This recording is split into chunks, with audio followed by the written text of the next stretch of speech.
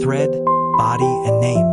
A white lamp hangs low from the studio ceiling, reflecting off the cold concrete floor. Behind the black curtain, breaths are held. Seconds feel like minutes. The world stops just before the first step is taken. He stands there, tall, slender, shoulders straight but not rigid. The suit he wears is no ordinary suit. A masculine cut with sharp shoulders, yet the black satin fabric falls softly along the contours of his body, adorned with silver embroidery at the collar resembling wildflowers. His hair is slicked back, one strand intentionally left to fall over his forehead, like a small act of rebellion against perfection. The name listed on the show's model roster sparks whispers among the seated audience. Ibo, not a new name, not an unfamiliar face, but his presence on this stage, Paris Fashion Week, the debut collection of avant-garde designer Liang Moreau, is something not everyone is ready to accept. He's too popular for this stage. Isn't he an actor? Why is he wearing something like that? Ibo doesn't hear the whispers directly, but he has lived long enough under the public gaze to recognize their tone. When the music begins, low electronic notes blended with the scrape of violins, he steps forward. The first step is always the heaviest. With each stride, the suit seems alive. Masculine, yes, but also soft. It doesn't ask permission to exist between two worlds. It doesn't explain itself. It simply exists. In the front row, a renowned fashion magazine editor leans forward, an eyebrow lifting slightly. Not in shock, but in intrigue. Backstage, Liang Moreau holds his breath. "I know," he whispers to his assistant. He's not just a model. Ibo was not always like this. He grew up in a small, coal town where clothing was about function, not expression. Thick jackets, sturdy shoes, dark colors so dirt wouldn't show.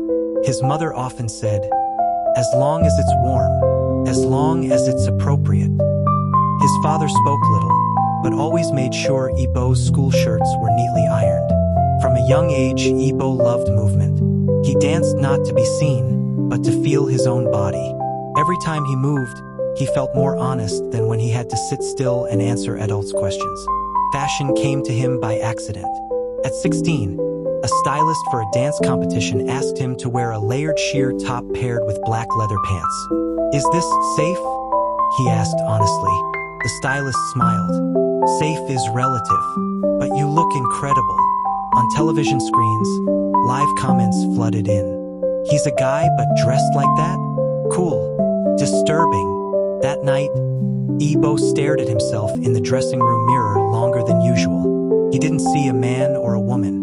He saw himself, and for the first time, he didn't want to hide it. Fame arrived quickly, too quickly. Dramas, advertisements, concerts, magazine covers.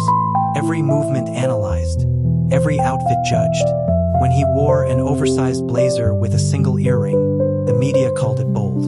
When he wore a long skirt in an editorial, another outlet called it controversial. His manager, Chun Rue, often let out long sighs. "You need to be more careful, Ibo," he said one night in a hotel meeting room. Big brands are still hesitant. They're afraid traditional audiences will turn away. Ibo looked down at the table, his fingers playing with the silver ring on his left hand. "If I have to change to be accepted," he said quietly, "then what is it they're actually accepting?"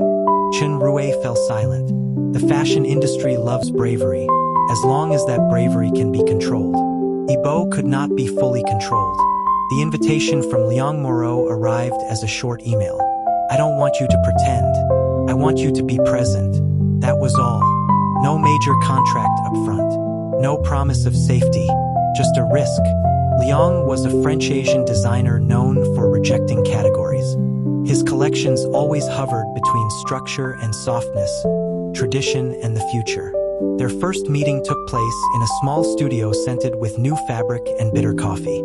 "I don't want you to walk like a model," Liang said, studying Ibo over round glasses. "I want you to walk like someone searching for home." Ibo smiled faintly. "I've been looking for it for a long time." Rehearsal after rehearsal followed, intense and demanding. Each garment was not merely clothing, but a narrative. A long dress made of thin wool with suit-like tailoring. A soft corset hidden beneath a men's coat. Heavy boots paired with a silk shirt. Between sessions, Yibo often sat quietly, staring at the wall. Scared, Liang asked one afternoon. Not of the stage, Yibo replied. I'm afraid of the words afterward. Liang nodded. Words always come, but you don't live for them. The night before the show, Yibo received a message from his mother. Don't forget to eat. Whatever you do, I'm proud of you. He read it over and over. His hands trembled slightly. Back to the stage. The final step. The lights dim. Applause erupts. Not unified, not unanimous, but loud enough to fill the room. Yibo stops at the end of the runway, turns slowly, and looks at the audience. Not defiant, not seeking approval, simply present. In that brief silence, something changes. Not the world, not the industry.